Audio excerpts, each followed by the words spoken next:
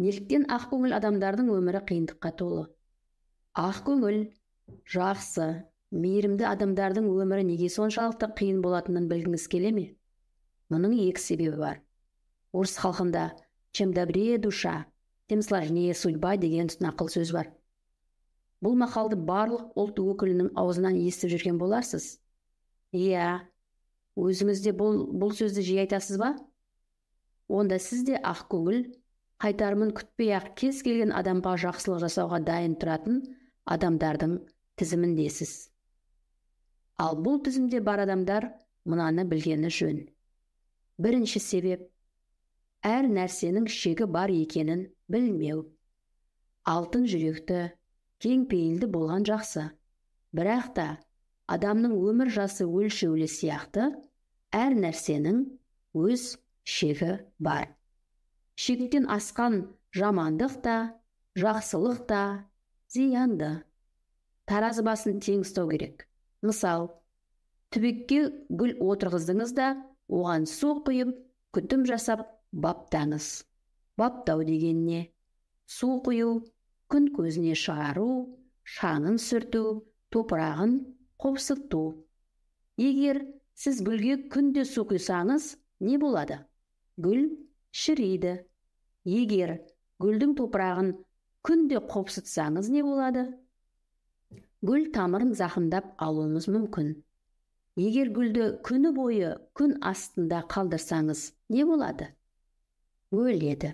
Екінші себеп, жан дүниенің есігін үнемі ашық қалдыру. Жантану мамандары көбінесе адамды үйге теңейді.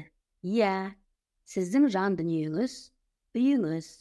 Есігі ашық үйге кім болса сол кіріп, ақтарып, шашып, ластап, тіпті тонап та кетеді. Мысал, бір жас әйел данышпан қарттың үйіне келеді. Жылап отырып басындағы жағдайды баяндайды. Қалай өмір сүрерімді соңғы кезде білмей қиналып жүрмін. Барлық адамға шамам келгенше тек жақсылық жасап едім. Ақ, адал, шыншыл болдым. Қайтарымын күтпей-ақ танымайтын адамдарға да жақсылық істедім. Қиналғанға көмектестім. Алайда олар жақсылығымды жамандықпен қайтарды. Өзімді кінәлады. Бұл әділетсіздік емес пе? Мен сонда не істеуім керек? Маған ақыл айтыңызшы. Сонда данышпан қарт, киіміңізді түгел шешіп, жалаңаштанып, көшеге шығыңыз дейді. Не айтып отырсыз? Ұялмайсыз ба? Әлде мені күлдіру үшін әзілдеп жатсыз ба? Киімсіз көшеге шықсам бәрі күлмей ме, дейді әйел. Данышпан қарт, тыр жалаңаш көшеге шығудан қорқып отырсыз.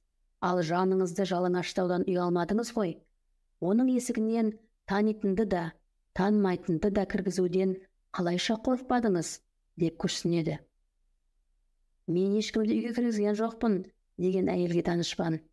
Жаныңыз, үйіңіз. Жаныңыздың есігі айқара ашық жатыр. Кез келген адам кіріп шығып жүр. Біреуі бұл үйіңіздің төріне аяқ киім шешпей-ақ кіріп жүр. Бірі жалғыз өзі кірмей, басқаларды да ерте келді. Сөредегі кітабыңызды жыртты, ыдысыңызды сындырды. Бірақ оларға кіруге өзіңіз рұқсат бердіңіз ғой. Сондықтан олардың өзіне айта алмай іштей ренжіп, ашуланасыз. Сонда мен не істеуім керек? Бері жүр, деп данышпан әйелді бақшасына ертіп келеді. Мынау жайқалған гүлдерді көрдің бе? Гүл егіп жатқандар көп. Бірақ барлығының еккені гүл ашып жайқала бермейді. Ерекше күтім жасап, су құйып, қамқор болғанда ғана өсімдік гүл ашады. Дәл сол сияқты, сен де саған қамқор болған адамға ғана жан дүниеңнің есігін аш.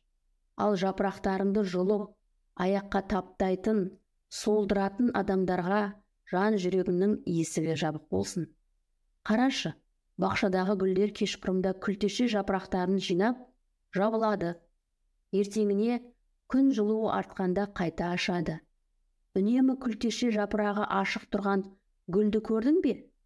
Жалпы қандай да бір қиындыққа тап болып, не істеріңді білмегенде табиғатқа қара.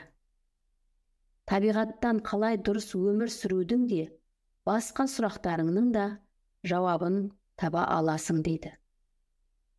Есіңе сақта, басынан сипаған адамыңыз басыңызға шығып алмас үшін жақсылығымды түсінбеді деп, өзгеге, ал жақсылығым неге жамандық боп қайтты деп, өмірге ренжігіңіз келмесе, екі-ақ ережені ұстаныңыз. Сонымен, бірінші ереже: адам гүл, шамадан артық су құймаңыз. Екінші ереже: адам үй, кез келгенді кіргізе бермеңіз. Жазира Смағұлова.